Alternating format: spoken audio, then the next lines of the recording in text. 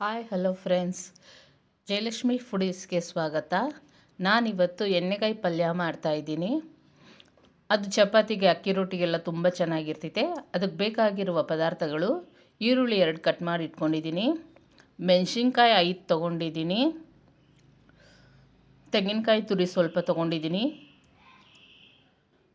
2 tea spoon ಧನಿಯಾ ಪುಡಿ ತೊಗೊಂಡಿದ್ದೀನಿ, 4 ಬದನೆಕಾಯಿ ಕಟ್ ಮಾಡಿ ಇಟ್ಕೊಂಡಿದ್ದೀನಿ.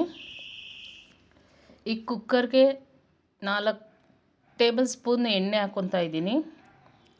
ಸಾಸಿವೆ ಹಾಕ್ತಾಯಿದ್ದೀನಿ.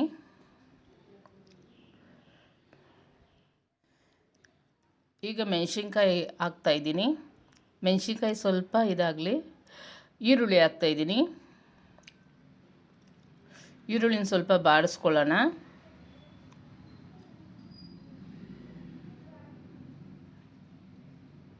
ಈಗ ಕಟ್ ಮಾಡಿ ಇಟ್ಕೊಂಡಿರೋ ಬದನೆಕಾಯಿ ಹಾಕ್ತಾಯಿದ್ದೀನಿ.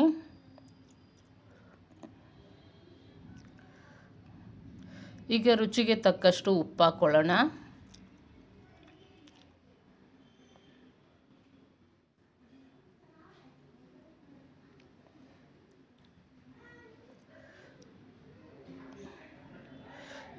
ಈಗ ಧನಿಯಾ ಪುಡಿ ಹಾಕ್ಕೊತಾ ಇದ್ದೀನಿ.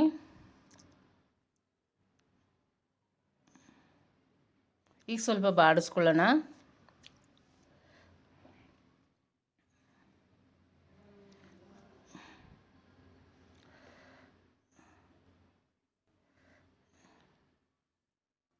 ಈ ಕಾಯಿ ತುರಿ ನಾನು ಮೊದಲೇ ಹಾಕೋತಾ ಇದ್ದೀನಿ.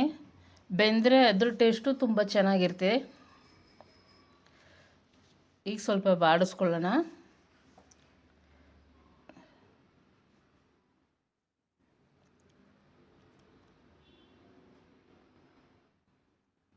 ಈಗ ಅರ್ಧ ಗ್ಲಾಸಷ್ಟು ನೀರು ಹಾಕ್ಕೊತಾ ಇದ್ದೀನಿ ಬೇಯೋಕ್ಕೆ.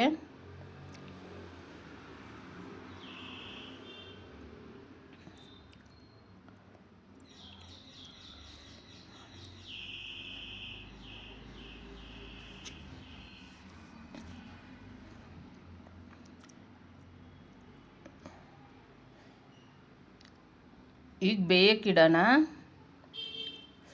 ಈಗ ರೆಡಿಯಾಗಿದೆ.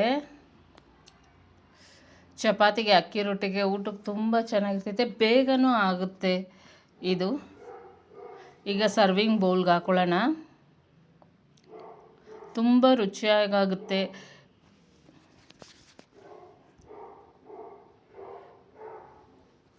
ಈಗ ಅಲಂಕಾರಕ್ಕೆ ಕೊತ್ತಂಬರಿ ಇಟ್ಕೊಂಡಿದ್ದೀನಿ.